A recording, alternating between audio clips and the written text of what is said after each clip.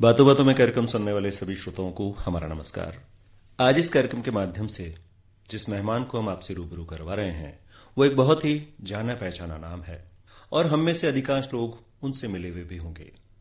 बस जब कभी भी हम उनकी आवाज को सुनते हैं तो यूं लगता है कि खुदा की कोई ऐसी आवाज हमारे सामने उपस्थित हो गई है जिसको सुनकर हम भीतर तक बहुत शांति महसूस करते हैं। उस व्यक्ति में इतनी सारी खूबियां हैं जिनको हम गिनना चाहें तो शायद हमारी उंगलियां कम पड़ जाएं। आप आकाशवाणी जयपुर में कार्यरत रहे और यहां पर निदेशक के पद से सेवानिवृत्त हुए। एक बहुत ही मकबूल गीतकार, शायर, कहानीकार, अनुवाद और साहित्य के विविध विधाओं में उनको महारत हासिल है। मंच संचालन जब वो करते हैं तो ऐसे लगता है कि मां सरस्वती उनके कंठ पर विराजमान है और शब्द उनके मुंह से ऐसे झरते हैं कि हमारे आसपास रोशनी फैल जाती है। एक सफल एंकर, एक सफल व्यक्ति और हाल ही में उन्हें राज्य सरकार द्वारा राजस्थान की नवगठित पंडित जवाहरलाल नेहरू बाल साहित्य अकादमी में बतौर प्रथम चेयरमैन नियुक्त किया गया है। और अब तक की इस बातचीत से आप ये अंदाजा लगाने में सहजता महसूस कर रहे होंगे कि आज हमारे इस कार्यक्रम में हमारे साथ हैं श्री इकराम राजस्थानी। श्री इकराम राजस्थानी जी, आकाशवाणी के स्टूडियो में, आपके अपने घर में, आपके परिवार में आपका स्वागत है। बहुत बहुत शुभकामनाएं। मैं कहूंगा कि आपके आगमन से आज हम बहुत खुशी महसूस कर रहे हैं। बहुत बहुत शुक्रिया गोपाल जी। जिस ढंग से आपने मेरा परिचय दिया है मैं बहुत अभिभूत हुआ सुनकर, और शेर अचानक यूं बनने लगा कि ये लम्हा देखकर मैं कितना भी हैरान होता हूं कि जब मैं अपने ही घर में कोई मेहमान होता हूं। आज लगा कि मैं अपने ही घर में एक मेहमान के बतौर बुलाया गया हूं, लेकिन मुझे ये भी लगता है कि जब घर में आदमी की इज्जत होती है तो पूरी दुनिया में उसकी इज्जत होती है। मैं सारा ये श्रेय, ये सारा ये मेरा जो वरदान, ये सारा वाणी का जो लब्ध प्रतिष्ठित अंदाज है, ये सारा आकाशवाणी को समर्पित करता हूं, क्योंकि जो कुछ हासिल हुआ है वो मुझे आकाशवाणी से हासिल हुआ है। और ये कहता हूं कि और क्या मिलता हमें अपनी वफाओं का सिला, हम तुम्हारे नाम से दुनिया में पहचाने गए। हमारी पहचान है ये आकाशवाणी। तो आज यहाँ आकर मैं बहुत खुशी महसूस कर रहा हूँ। लग रहा है पुराने दोस्तों से बात कर रहा हूँ, पुराने साथियों से मिल रहा हूँ, पुराने लम्हों को याद कर रहा हूँ, पुराने कहकहों को याद कर रहा हूँ, पुरानी यादों को याद कर रहा हूँ, पुराने सपनों को याद कर रहा हूँ। एक ऐसा सपना जो मैंने कभी संजोया था, उस सपने को याद कर रहा हूँ जिसे लेकर मैं आज इस मंजिल तक पहुंचा हूँ। और उस मंजिल के लिए मैं इस सपने पे ये कहना चाहता हूँ कि सपने देखना इंसान के लिए कितना जरूरी है। जी, मैंने बहुत पहले ये सपना देखा था कि मुझे आकाशवाणी में आना है, क्योंकि मेरे फादर, मेरे वालिद मास्टर अलाउद्दीन साहब यहाँ रेडियो सिंगर थे। 1955 से वो लाइव ब्रॉडकास्ट करते थे यहाँ लोकगीत का। तो उनसे मुझे ये प्रेरणा मिली कि अगर मुझे जाना है तो आकाशवाणी में ही जाना है। और एक सपना मैंने पकड़ लिया बचपन से ही, उस सपने को लेकर के आगे बढ़ा। और आज ये शेर कहने को मन करता है कि मंजिलों तक ये लेके जाते हैं, कितनी ऊंची उड़ान है इनकी। क्या बात है। मंजिलों तक ये लेके जाते हैं, कितनी ऊंची उड़ान है इनकी। सपने बाजार में नहीं बिकते, दिल के अंदर दुकान है इनकी। बहुत खूब, बहुत खूब।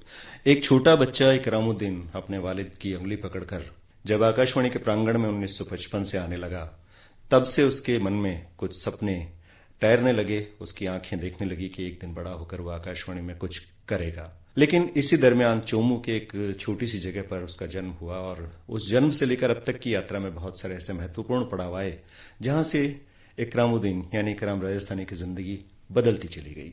आकाशवाणी में आने से पहले जो आपने एक यात्रा थी अध्यापन की तरफ, टीचिंग की तरफ आप गए, बचपन से लेके और अध्यापन तक के जाने का जो सफर था उसको जरा बयां करें कि किस तरह से वो मुकम्मल हुआ। हाँ, देखिए, बचपन भी जिंदगी का सबसे महत्वपूर्ण हिस्सा है।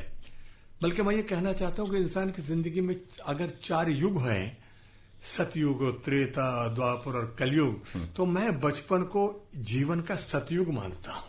उस सतयुग में ही मैंने ये महसूस किया कि चोमू जैसे कस्बे में मैंने अपनी आंखें खोली। मेरे फादर मास्टर अलाउद्दीन, जो मास्टर जी के नाम से मशहूर थे, वहां पर काम कर रहे थे, लोक संगीत के गायक थे, अपनी मेहनत मशक्कत से आगे बढ़ रहे थे। और फिर उन्होंने कालाडरा स्कूल में एक म्यूजिक टीचर की नौकरी ज्वाइन कर ली और मैं उनके साथ वहां चला गया।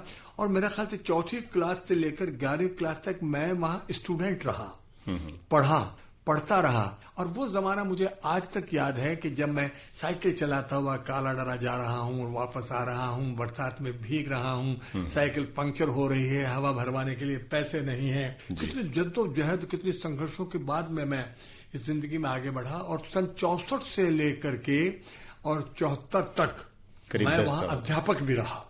यानी मेरी जिंदगी का एक महत्वपूर्ण हिस्सा बचपन और उसके साथ जवानी का जो आलम था वो काला डरा में बीता। और वो इतने संघर्षों में बीता कि जब कभी ये लगता था कि यार कोई ट्रक आ जाए तो तुम साइकिल रख कर चौमू वापस चले वो दिन भी मैंने देखे। लेकिन हमने हिम्मत नहीं हारी। हम कहते थे कि बरसों फिरे हैं पांव में छाले लिए हुए, अपना तो वही दौर दोबारा है इन दिनों।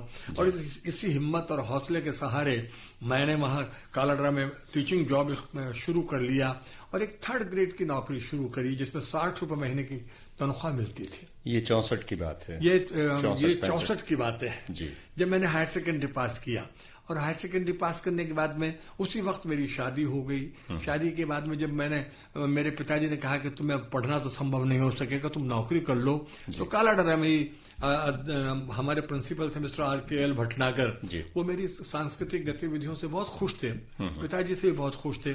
पिताजी ने कहा साहब ये कुछ काम करना चाहता है। तो उन्होंने कहा भाई तुम क्लर्क बनना चाहते हो या टीचिंग में जाना चाहते हो? अच्छा।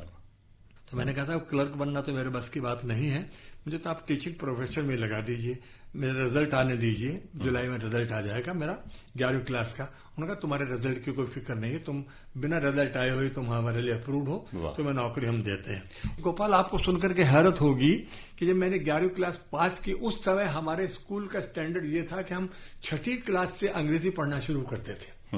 ABCD 6ठी से शुरू होती थी। भटनागर साहब ने मुझसे कहा मैं तुम्हें टीचिंग जॉब में ले रहा हूं और तुम्हें यह काम दे रहा हूं कि तुम प्राइमरी स्कूल से अपनी कैरियर शुरू करोगे, 4ठी और 5वीं क्लास के बच्चों को अंग्रेजी पढ़ाने का काम तुम करोगे। बात करो। तो सबसे पहले अंग्रेजी का स्टैंडर्ड वहां से शुरू हुआ। फिर शादी हो गई, शादी के बाद में फिर बच्चे होने लगे और मैंने सोचा कि प्राइवेट कैसे शुरू करो अपने कैरियर को। तो नियम ये था कि अगर आप किसी एडेड स्कूल में टीचिंग जॉब कर रहे हैं तो आपको 3 साल का गैप देना पड़ेगा। तो 3 साल का गैप लग गया, 64 से 67 तक गैप रहा।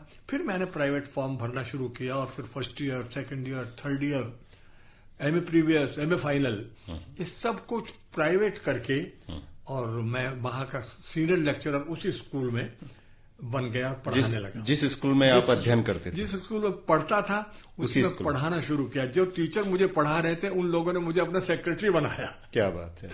और कर लिया। लेकिन 74 में आते आते फिर रुख बदला, हवा का एक रुख ऐसा पलटा कि वो स्कूल बंद हुआ। तो बाकी लोग तो सब इंतजार में रह गए कि साहब हम यही दोबारा आ जाएंगे। मैंने अपना रुख बदल लिया कि नहीं, शायद यही एक टर्निंग पॉइंट है, यहां से मुझे अपना रुख बदलना चाहिए। और 10 साल का टीचिंग प्रोफेशन, BEd की डिग्री, सब कुछ होने के बावजूद मैंने कैजुअल अनाउंसर का काम रेडियो में 72 से शुरू कर दिया था। क्या बात। 72 में चौमू से आता था और यहाँ आके कैजुअल अनाउंसमेंट्स करता था और अपना काम करके वापस लौट जाता था। जब 73 में मैंने रेगुलर अनाउंसर का फॉर्म भर दिया था, वो 74 में आ गया हमारा। जी हाँ। और 74 में मैंने एज ए रेगुलर अनाउंसर, जहां आज आप काम कर रहे हैं उसी CBS के स्टूडियो से, मैंने अपना पहला अनाउंसमेंट 74 में शुरू किया। लेकिन मैं यहां भी चुप नहीं बैठा। मेरे दिमाग में यह था कि कहीं ना कहीं मेरी मंजिल अभी कहीं और आगे है। कई तूफान यूं तो सामने थे जी, हम अपना हौसला लेकर खड़े थे। कई तूफान यूं तो सामने थे, हम अपना हौसला लेकर खड़े थे। हमारे घर पे छप्पर भी नहीं थे, हमारे ख्वाब महलों से बड़े थे। ऐसा कहते हैं कि जो बच्चा बड़े सपने देखता है, बड़े ख्वाब अपनी आंखों में संजोता है, खुदा उनकी मदद जरूर करता है। और उन सपनों को पूरा करने के लिए जो मेहनत आपने की, 72 से रेडियो से आपका जुड़ाव विधिवत रूप से हुआ और फिर 74 में आप रेगुलर हुए, आपकी जिंदगी बदल गई रेडियो में आके। एक टीचिंग का प्रोफेशन बिल्कुल अलग था और रेडियो की दुनिया अलग थी। हाँ, लेकिन टीचिंग प्रोफेशन और रेडियो का प्रोफेशन मिलता जुलता इसलिए है कि अध्यापक को भी और अनाउंसर को भी, दोनों को अपनी आवाज बहुत अच्छी लगती है। हम जब बोलते हैं तो हमें लगता है कि हमारे अंदर से वाकई कुछ अच्छे शब्द आ रहे हैं। जी हाँ। और उन शब्दों ने मुझे बनाया, शब्दों ने मुझे आगे बढ़ने का रास्ता दिखाया। और यहाँ भी मैं खामोश नहीं बैठा गोपाल। और मैंने फिर एक टेस्ट दिया यहाँ पर, और मैं अनाउंसर से 76 में ही यहाँ पर असिस्टेंट एडिटर की एक पोस्ट आई स्कूल ब्रॉडकास्ट के लिए, उसमें सेलेक्ट हो गया, स्क्रिप्ट राइटर बन गया। फिर भी नहीं बैठा, और फिर एक पोस्ट आई एजुकेशन ब्रॉडकास्ट के प्रोड्यूसर की, मैंने अप्लाई किया, लिमिटेड सिलेक्शन होता था उसमें डिपार्टमेंटल, उसमें मैं प्रोड्यूसर बन गया, और प्रोड्यूसर बन के फिर मैं यहाँ से जयपुर से उदयपुर चला गया, और उदयपुर में मैं 1980 तक वहां पर मैं काम करता रहा। फिर दोबारा यहाँ आया, मैं पूरी रेडियो की जिंदगी बता रहा हूँ। दोबारा यहाँ आया, उस वक्त फिर ये तो आप लोगों को भी पता है कि प्रोड्यूसर और पैक्सेस को मर्ज किया गया, तो फिर हम प्रमोशनल चैनल में आ गए, और हमारा फिर 91 में असिस्टेंट स्टेशन डायरेक्टर के लिए प्रमोशन हो गया। फिर मैं डिप्टी डायरेक्टर बन गया, और फिर डायरेक्टर बन गया। मैं कभी कभी अपने इंटरव्यू में हमेशा ये कहता हूं कि जिस आदमी ने चप्पल में पिन लगाकर अपना करियर शुरू किया, वो आकाशवाणी जयपुर का जोनल हेड बन गया। बहुत खूब। और शेर ये निकला वहां से कि जब पिया है पत्थरों को तोड़कर पानी पिया है, बूंद भर एहसान भी मुझ पर समंदर का नहीं है। रेडियो में आने के बाद में आपके जो रास्ते थे लगातार खुलते रहे, और यूं लगा कि जैसे खुदा मेहरबान है और लगातार आपको तरक्कियां मिल रही हैं। फिर रेडियो में ही एक और विधा आपने अपनाई, जैसा कि आपने कहा कि बोलने का बहुत शौक था, एक हुनर था, और खुदा ने कुछ ऐसी कुदरत बख्शी थी आपके कंठ में कि जब वो माइक के जरिए लोगों तक पहुंचती थी तो लोगों की रूह को खुश कर देती थी। कमेंट्री का एक दौर आया, और आज भी लोग रेडियो की कमेंट्री को याद करते हैं।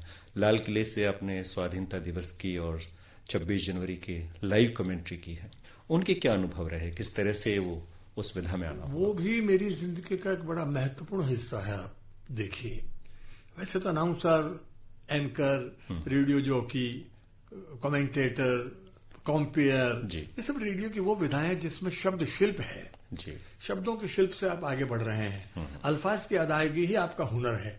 अगर आपको अल्फाज अदा करने का, क्योंकि बात करने का सलीका है अगर इंसान में, दिल तो क्या चीज है, पत्थर भी पिघल जाते हैं। क्या बात है। तो वो पत्थर पिघलने का जो हौसला था हमारे अंदर, वो रंग लाया, और हमारे अंदर एक जज्बा पैदा होता रहा कि यार ये अनाउंसमेंट्स हम कर रहे हैं, लेकिन जो कमेंट्री हो रही है हम वहां भी जाएं तो शायद और कुछ अच्छा हुनर दिखा सकते हैं। और मैंने वहां अपना एक रिकॉर्डिंग बिट भेजा, मैं वहां अप्रूव हो गया, और मुझे कहते हुए फख्र होता है कि मैंने जसदेव सिंह जी के साथ में, ब्रिगेडियर चित्तरंजन सावंत के साथ में, अश्विनी त्यागी के साथ में, मुरली मनोहर मंजुल के साथ में, वीर सक्सेना के साथ में, मुंशी वीरेंद्र मुंशी के साथ में, इतने लोगों के साथ कमेंट्री की, और एक अच्छा अनुभव मैंने वहां से हासिल किया। लेकिन उसका एक अलग ही फन है। रेडियो की कमेंट्री, मैं ये समझता हूं कि यही वो कमेंट्री है जो कभी संजय ने धृतराष्ट्र को सुनाई होगी। ये सबसे महत्वपूर्ण विधा है रेडियो की, जिसमें आप जो देख रहे हैं, शब्दों के शिल्प के माध्यम से आप उसको प्रस्तुत कर रहे हैं, एक शब्द चित्र बना रहे हैं। और मुझे अच्छी तरह से याद है कि जब मैं करता था, मैं कहता था कि भारत के भाल पर लिखा आभास है ये दिन, जन जन के मन में जागता विश्वास है ये दिन, वंदन करें, नमन करें और आरती करें, अपने स्वतंत्र देश का इतिहास है ये दिन। आइए इस देश को नमन करें, वंदन करें।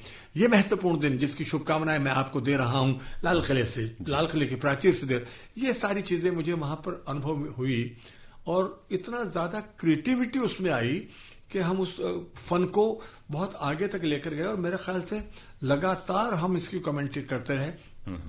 जब मुझसे किसी ने वहां पूछा, एक बार डायरेक्टर साहब ने वहां पूछा कि आपके नोट्स कहाँ हैं जिनसे आप कमेंट्री करते हैं, मैंने कहा साहब वो मेरे नोट्स तो मेरे दिल में रखे हुए हैं। नो, ऐसा तो नहीं है। मैंने कहा जिस वक्त मैं बोलूं उस वक्त आप मुझे देखिएगा। और वाकई उन्होंने ये कहा कि आपने कमाल कर रखा है।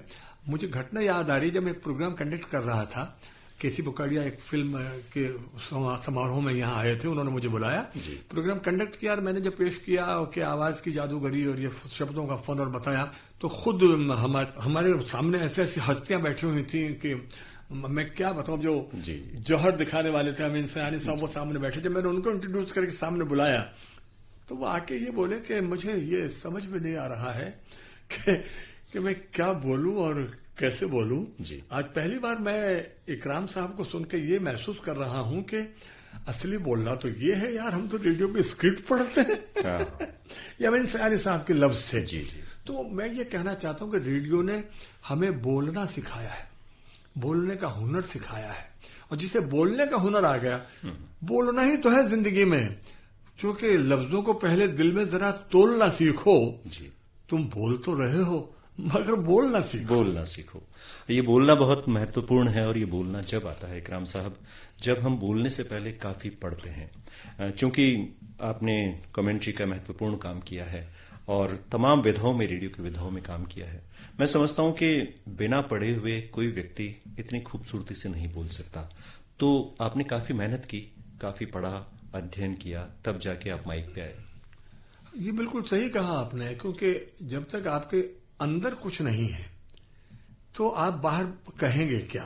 रेडियो की तो विधा ही यही है कि आपकी प्रेजेंस ऑफ माइंड, आपका शब्द शिल्प, आपका हुनर, आपका वोकैबुलरी, आपका अंदाज, आपका पिच, आपका मॉड्यूलेशन, ये सब चीजें तो लोगों को आकर्षित कर रही है।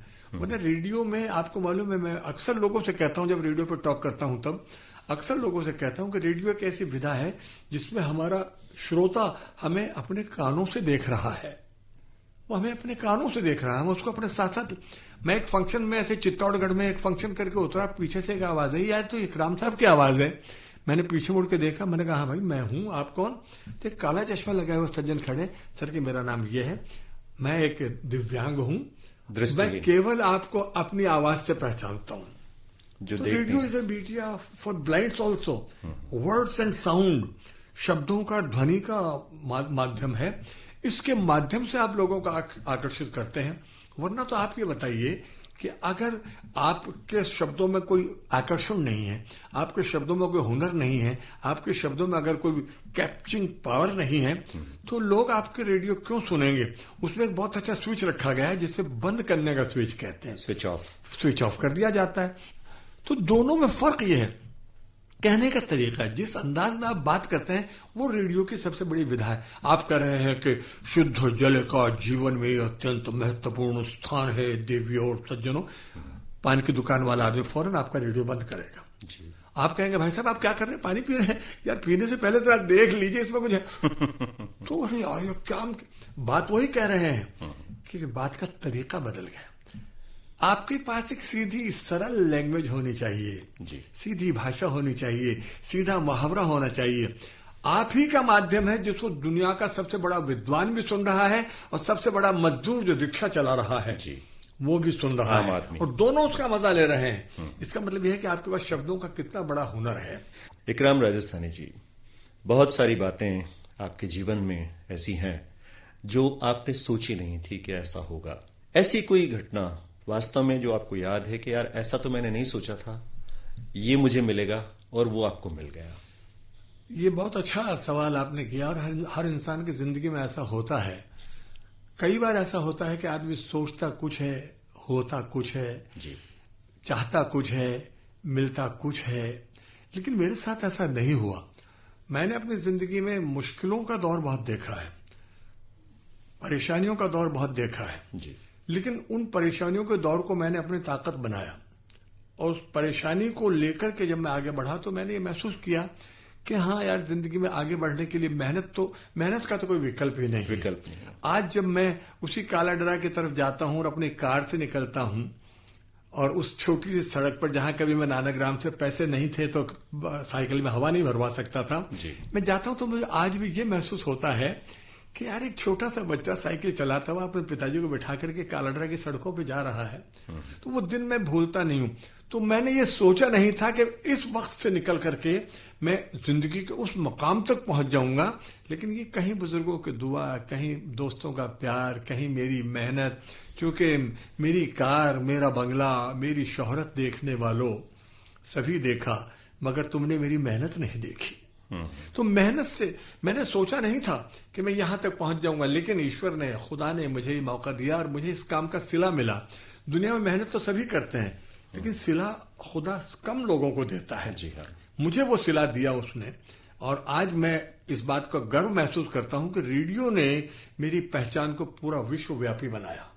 पूरी दुनिया में इस नाम को, इस आवाज को, लोग मुझे जानते नहीं हैं लेकिन मेरी आवाज को पहचानते हैं। और मेरी आवाज ही पहचान, और मेरी आवाज ही पहचान है, अगर याद रहे, चूंकि ये आवाज खुदा ने दी है, उस आवाज में एक ताकत दी है, और उस आवाज के साथ साथ मुझे शब्दों का एक वरदान जो सरस्वती माँ ने दिया है, जिसके लिए मैं अक्सर कहता हूं कि मेरी इस लेखनी पर इतना ही वरदान दे दे माँ, मैं जो भी शब्द लिखूं उसको हिंदुस्तान कर दे माँ। देशभक्ति की भावना से ओतप्रोत और देश प्रेम से लबालब आपका जिगर है। आप खुद एक अच्छे कवि हैं और कई बार अपनी शायरी के माध्यम से आपने देशभक्ति के जज्बे को सामने रखा है अनेक विधाओं में। खासतौर से मैं जब आप बोलते हैं स्टेज पर, चाहे वो गेस्ट के रूप में बोलें, चाहे एक एंकर के रूप में बोलें, आपको कभी ऐसा लगा कि कोई रूहानी ताकत आपको मदद कर रही है पीछे से और शब्द न जाने कहां से आ रहे हैं? मेहनत आपकी है, लेकिन लगातार बोलना और बिल्कुल सब्जेक्ट के अकॉर्डिंग उसके आसपास बोलना, अच्छा बोलना, मीठा बोलना, ऐसा कभी महसूस हुआ कि कोई है आपके साथ? ऐसा हमेशा ही महसूस हुआ। अभी भी मैं जब आपसे बात कर रहा हूं, मैं सोच नहीं रहा हूं कि मैं क्या बोलूंगा, लेकिन जो बोल रहा हूं वो सब अपने आप आ रहा है। उसकी वजह यह है कि कहीं न कहीं कोई बात है, कुछ बुजुर्गों का, कुछ रूहानी ताकतों का मेरे ऊपर ऐसा साया भी है जो मैं मानता हूं, क्योंकि मेरी कश्ती को जो तूफान से बचा लाया है, ये मेरे सर पर बुजुर्गों का कोई साया है। और ये जो साया है उसका एक जो कहते हैं इनाम हमको अब जाकर मिला है कि हाल ही में आपको राजस्थान सरकार द्वारा नवगठित पंडित जवाहरलाल नेहरू बाल साहित्य अकादमी का प्रथम अध्यक्ष बनाया गया है। और ये चेयरमैनशिप पाने के बाद में आपको लगा होगा कि आपको अपनी मेहनत का सिला मिल गया। कैसा महसूस कर रहे हैं? हाँ गोपाल, वैसे तो जीवन में मैंने ये सोचा है हमेशा के लिए कि रुकना तो है ही नहीं। लोग अक्सर मुझसे पूछते हैं आप सेवा मुक्त हो गए हैं। मैंने कहा मैं सेवा मुक्त हुआ हूं, केवल मुक्त नहीं हुआ हूं, जीवन से मुक्त नहीं हूं और कार्य से भी मुक्त नहीं हूं। और ये मेरा लगातार सिलसिला चल रहा है। ये तुमने बिल्कुल सही कहा। कमेंट्री के इस अकेडमी की बात से पहले वो बात याद आने लगी कि कमेंट्री से पहले 98 में जब मैं यहाँ डिप्टी डायरेक्टर था आकाशवाणी जयपुर में, उस वक्त ख्वाजा मोइनुद्दीन चिश्ती का 786वां उर्स अजमेर में मनाया गया जी। और उस समय टेलीविजन की इतनी वो नहीं थी पहुंच, लोग आकाशवाणी को बहुत महत्वपूर्ण समझते थे और आज भी समझते हैं। आज भी मैं तो आकाशवाणी को ही महत्वपूर्ण समझता हूं। तो हमारे पास रिक्वेस्ट ये आई कि हम इसकी लाइव कमेंट्री करना चाहते हैं जी। दिल्ली से आदेश आया कि ख्वाजा गरीब नवाज की उसकी रेडियो कमेंट्री होनी है और उसमें आपको कमेंट्री करनी है। आपके साथ कमेंट्री करने वाले इकराम राजस्थानी वहां मौजूद है। तो हमारे डीजी साहब को यहां से चिट्ठी गई कि साहब ये तो पैनल बनता है पूरा, आपने केवल एक नाम हमें बताया है और पूरा पैनल जो बनेगा 2.5-3 घंटे की कमेंट्री होगी और इसमें कुछ और नाम बताइए। डीजी का वहां से फोन आ रहा है, only Ikram Rajasthani will do this commentary, only. मैं वहां गया तो अजमेर जाके मैंने देखा तो अजमेर का तो धूमधाम से मन रहा, उनको पता ही नहीं था कमेंट्री कैसे हो रही है, भीड़ हो रही है, मेला भर रहा। मैंने कहा भैया हमारा कमेंट्री बॉक्स कहाँ है, हम कहाँ बैठे? इकराम भैया हमें तो कुछ मालूम नहीं था, हमें क्या पता ऐसे होगा। मैंने कहा यार ये तो जगह तो बनाओ, तो ऐसे कमेंट्री कैसे होगी, और मैं कहाँ बैठूं? तो उन्होंने 4-5 लड़कों ने मुझे सीढ़ियों से चढ़ा करके ख्वाजा गरीब नवाज का जो आस्थाना था अंदर जी, वहीं पर कूदा दिया। क्या बात। और वहीं पर बैठ गया। तुम यकीन मानना, मैंने सोचा नहीं था कि मैं अकेला आदमी लगातार 3.5 घंटे तक वहां ख्वाजा गरीब नवाज की कमेंट्री करता रहा। तो ये जो तुमने कहा कि कोई रूहानी ताकत है जरूर जो मुझसे ये काम करवा रही है, और इसलिए मैं कहता भी हूं कि बुजुर्गों को हमेशा याद किया जाना चाहिए, चाहे वो किसी भी विभाग में हो, किसी भी डिपार्टमेंट में हो, किसी भी घर में हो, किसी भी समाज में हो, किसी भी देश में हो, क्योंकि तुम समझते हो महक गमलों के फूलों की है। तुम समझते हो महक गमलों के फूलों की है, घर के आंगन में ये खुशबू तो बुजुर्गों की है। क्या बात है। और कहते हैं कि बुजुर्ग अगर घर में हैं तो एक बरगद की सी छाया है, और वो जो बेमिसाल छाया है जिसको हम लगातार भूलते जा रहे हैं, ये हम सबकी एक जिम्मेदारी है कि हम अपने बुजुर्गों का मान करें, उनको पूरा रेस्पेक्ट दें। हम बातचीत का रुख थोड़ा सा मोड़ना चाहते हैं, एक हल्का सा, कि चूंकि अभी अभी आप बाल साहित्य अकादमी के अध्यक्ष बने हैं और साहित्य अकादमी, आप स्वयं एक साहित्यकार, ऐसा माना जाता है कि हमारे देश में बच्चों के लिए बहुत कम लिखा जा रहा है, और जो भी लिखा जा रहा है शायद बच्चे उसको पढ़ नहीं पा रहे हैं क्योंकि उनकी दुनिया मोबाइल तक सिमटी हुई है, या स्कूल के आंगन में उनका बचपन थोड़ा सा बोझिल होता जा रहा है, तो बच्चों के लिए आप किस तरह से काम करेंगे? एक चेयरपर्सन के तौर पर क्या प्लान है आपके? देखिए, ये बहुत अच्छा प्रश्न किया है आपने। हालांकि मैं अनवरत चल रहा हूं और इसी बीच में एक ये आखिरी जो एक मुझे तमगा दिया गया है, ये बुजुर्गों का ही आशीर्वाद है, मेहरबानी है, लोगों की मोहब्बत है, प्यार है। और सबसे अधिक तो राजस्थान के मुख्यमंत्री महोदय का शुक्रगुजार मुझे होना चाहिए कि उन्होंने मुझे इस समय इस जवाहरलाल नेहरू बाल साहित्य अकादमी का चेयरमैन नियुक्त किया। और ये अकेडमी देश में पहली अकेडमी है बच्चों के लिए, और उसका चेयरमैन होना मेरे लिए एक गर्व की, एक सौभाग्य की बात है। पंडित जवाहरलाल नेहरू के नाम पर इसलिए रखा गया है कि वो बच्चों से बहुत प्यार करते थे।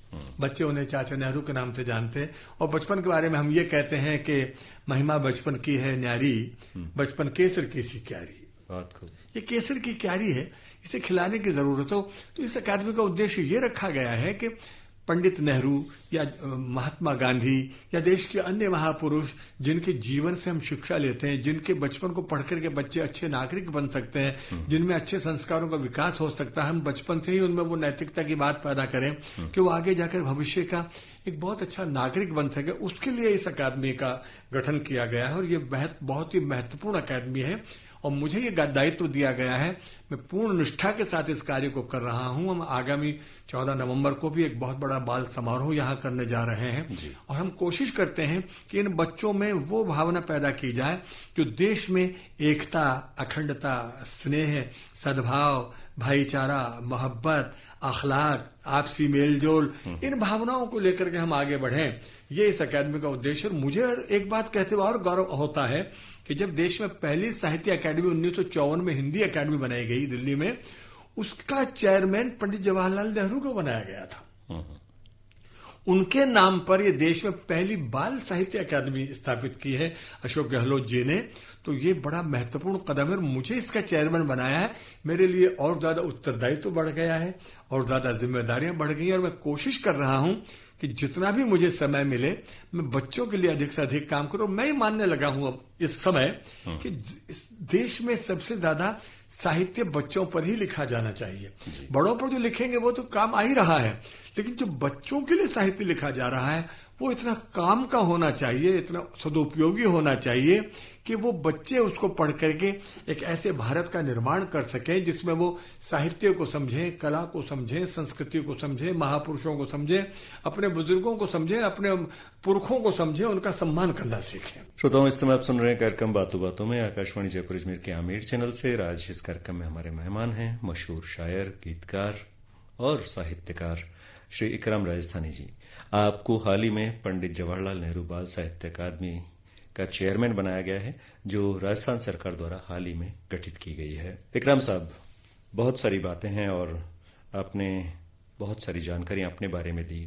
एक विधा जिसको हम अनुवाद कहते हैं साहित्य की भाषा में, आपने कुछ ऐसे महत्वपूर्ण अनुवाद किए हैं जो साहित्य के जानकार लोगों से, साहित्य से सरोकार रखने वाले लोग उससे खासे रूबरू हैं।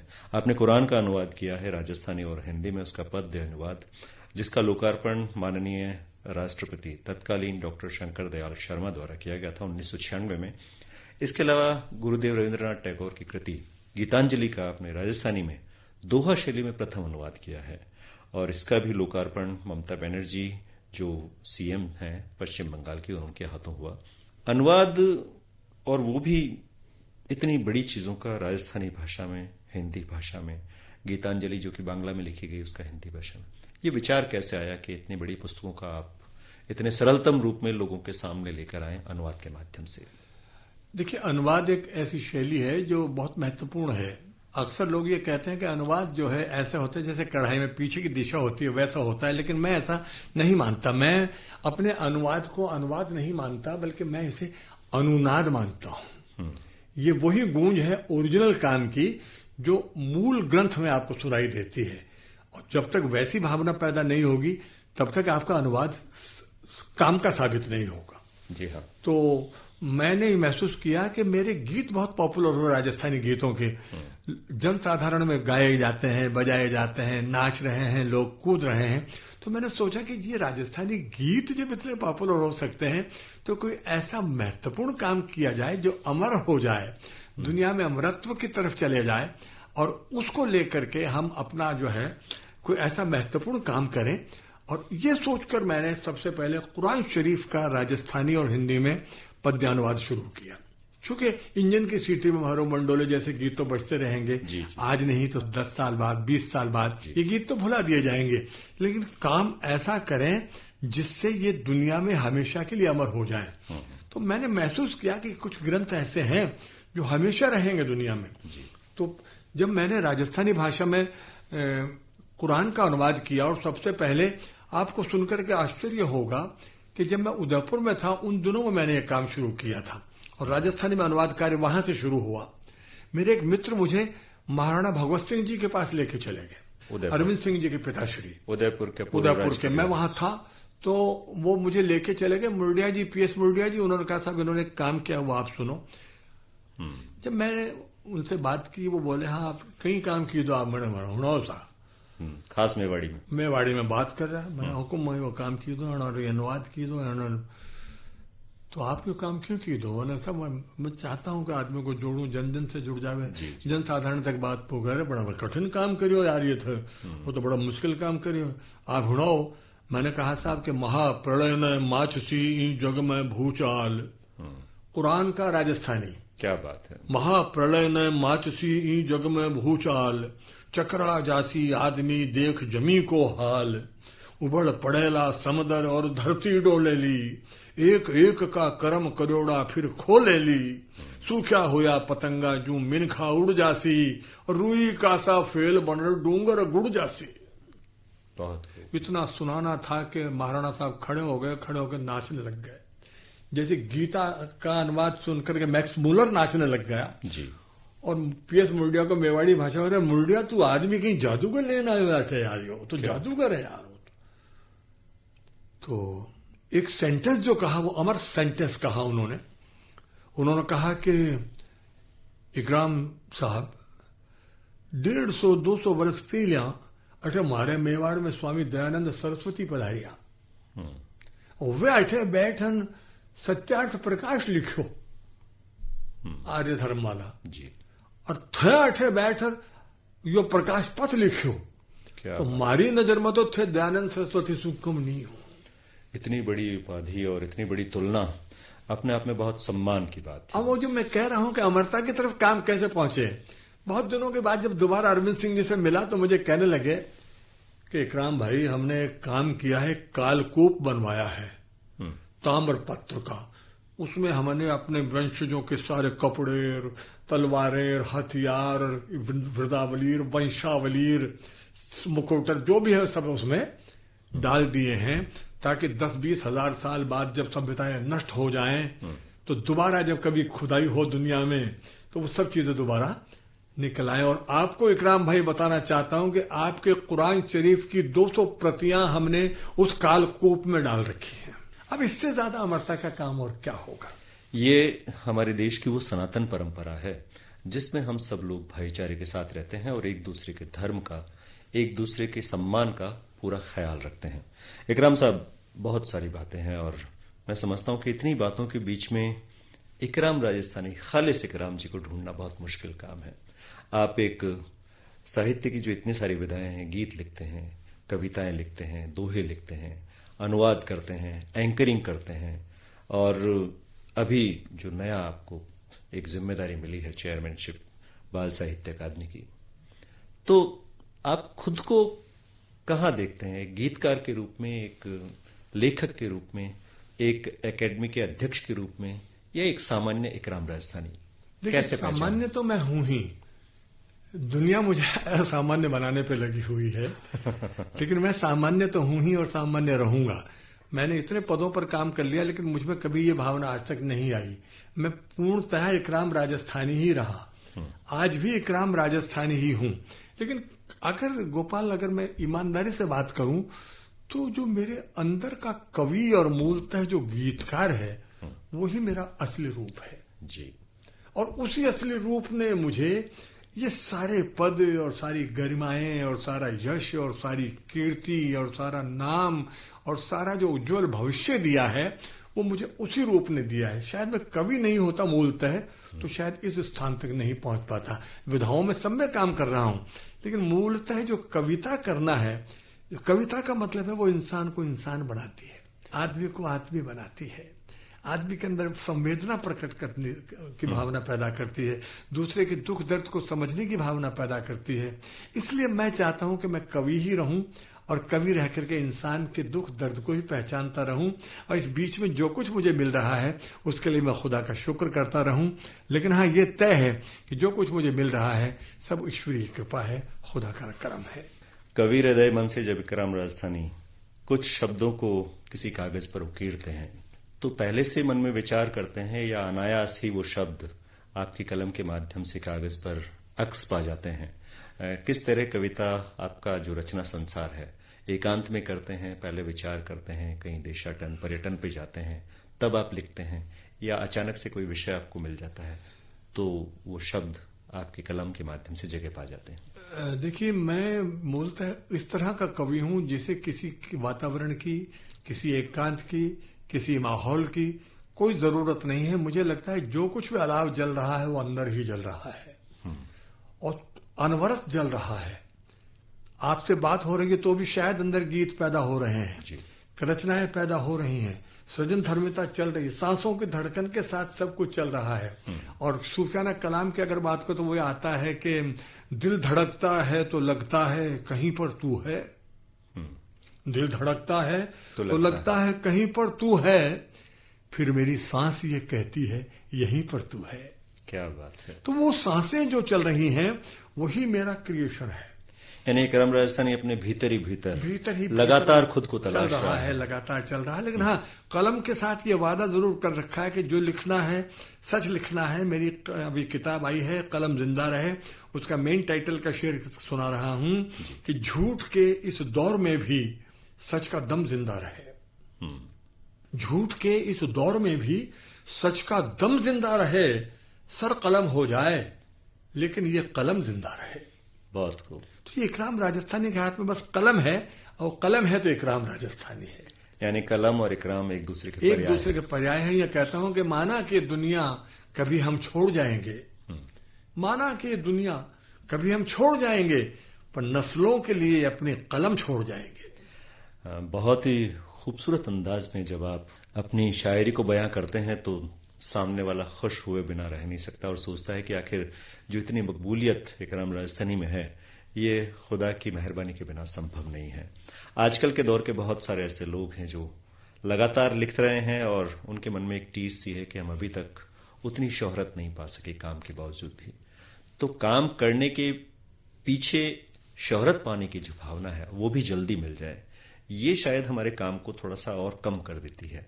क्या कहना चाहेंगे उन लोगों से जो लिखते हैं लेकिन अभी तक भी मकबूल तरीके से, अच्छे तरीके से उनको पहचान नहीं मिली? देखिए, लिखने वाले लोगों को सिर्फ एक बात मैं कहना चाहता हूं, अपना अनुभव सुना रहा हूं, उनके अपने विचारधारा हो सकती है, लेकिन मेरा मानना यह है कि अगर अपना कहा हम खुद ही खुद समझे तो क्या समझे, अगर अपना कहा हम खुद ही खुद समझे तो क्या समझे। मजा तो तब है जबकि हम कहें और दूसरा समझे। आप जो लिख रहे हैं वो आप अपने तक ही सीमित रख के लिख रहे हैं, अपना स्वांत सुखाए लिख रहे हैं, या अपने आत्म उसमें मुग्धता में खोए हुए हैं। आपको ये फिक्र ही नहीं है कि आपके लिखे हुए को जनता कितना समझ रही है, जनता कितना चाह रही है। और शोहरत और बुलंदी उन लोगों को मिलती है जो सीधे जनता के दिल में धड़कते हैं। यानी सहजता से लिखें, सहजता से सरल रूप में लिखें, सरलता से लिखें। तुमने कुछ भी न कहा हो जैसे, मेरे ही दिल की सदा हो जैसे, क्या ऐसा लिखिए। इतनी खूबसूरती से जब हम अपनी बात कहते हैं तो सामने वाला निश्चित तौर पर प्रभावित होगा ही होगा। सन 2006 में आप आकाशवाणी के निदेशक पद से सेवानिवृत्त हुए और इतने सालों बाद भी आपकी यात्रा लगातार जारी है। अभी भी कुछ अरमान बाकी हैं जिंदगी में कि ये काम बाकी रह गया, ये करना है, या यात्रा को कुछ विराम देना चाहेंगे? नहीं, सच कहूं तो अरमान तो कभी पूरे होते ही नहीं है। गालिब भी इतना कुछ करने के बाद भी कहते हैं कि हजारों ख्वाहिशें ऐसी कि हर ख्वाहिश पे दम निकले। बहुत निकले मेरे अरमान, लेकिन फिर भी कम निकले। लेकिन अब मैं ये कहना चाहता हूं कि जो कुछ मेरे अरमान थे वो पूरे तो हुए हैं लेकिन हसरतें बाकी हैं। हाँ, अब हसरत भी रहे बाकी और अरमान भी निकल जाए, उस दौर में जी रहा हूं मैं। अरमान तो पूरे कर रहा हूं लेकिन हसरतें हैं कि कुछ और कर दूं, कुछ और कर दूं, और यही उम्मीद लेकर आगे जी रहा हूं। और चाहता हूं कि इस देश को एक ऐसा मुल्क बना दूं जिसमें सब लोग एक मोहब्बत के साथ, एक भाईचारे के साथ, एक वातावरण के साथ, एक अखलाक के साथ रहें। और मेरा एक मशहूर मुक्तक जो अक्सर लोग दोहराते हैं, गुनगुनाते हैं, गाते हैं, मैं उनको कह दूं कि हाथों में गीता रखेंगे, सीनों में कुरान रखेंगे। हाथों में गीता रखेंगे, सीनों में कुरान रखेंगे। मेल बढ़ाए जो आपस में, वही धर्म ईमान रखेंगे। शंख बजे भाईचारे का, अमन की एक अजान रखेंगे। काबा और काशी भी होगा, पहले हिंदुस्तान रखेंगे। बहुत खूब। और ये जो आज राष्ट्र प्रेम की बात है, शायद वक्त की जरूरत है कि हम सबसे पहले अपने राष्ट्र को प्रेम करें। जिस देश में जन्म लिया है उस जन्मभूमि के लिए अपने आप को कुर्बान करें और तब फिर अपने लिए, परिवार के लिए, समाज के लिए जिएं। ऐसा प्रयास हम करें। श्री इकराम राजस्थानी जी, आज आप अपने खुद के स्टूडियो में, अपने घर में मेहमान बनकर नहीं बल्कि बुजुर्ग बनकर हम सबको आशीर्वाद देने के लिए यहाँ पधारे, हम सबको दुआएं बांटी और आपकी दुआओं का असर हम सब पर होगा। हम सब लोग तरक्की करते रहेंगे। आपके आकाशवाणी के स्टूडियो में आने का बहुत बहुत शुक्रिया, धन्यवाद। मेरी तरफ से आप सबको बहुत दुआएं, बहुत शुभकामनाएं, बहुत मंगल कामनाएं, बहुत बहुत शुक्रिया।